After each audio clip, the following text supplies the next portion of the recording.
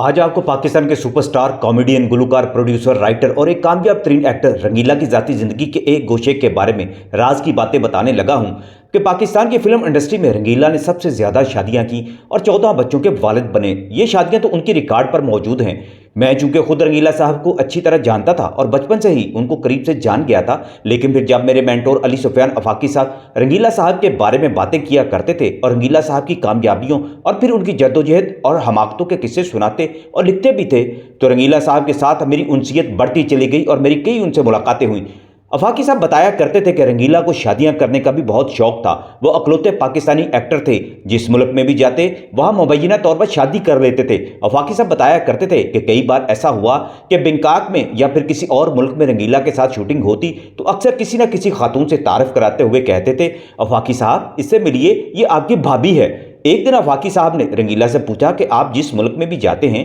वहां आप हमारे लिए एक भाभी क्यों तैयार रखते हैं। रंगीला ने बड़ी खूबसूरत बात की और कहा, अफाकी साहब शोबिस में रहते हुए बहुत सारे लोग मुंहमारी करते हैं, इसलिए मैं चाहता हूं कि मैं मुंहमारी ना करूं। अफाकी साहब मैं शोबिस में रहते हुए मर्दों को मुंहमारी की आदत में मुब्तला देखता हूं, इसलिए मैंने फैसला कर लिया है कि मुंहमारी नहीं करनी, जो भी करना है हलाल काम करना है, इसलिए मैं हलाल काम करने के लिए निकाह कर लेता हूं। पिछले दिनों एक मशहूर फिल्मी कॉमेडियन से मेरी बात हुई और मैंने जब रंगीला साहब के बारे में मशहूर शादियों वाली और गैर मुल्की भाभियों वाली बात की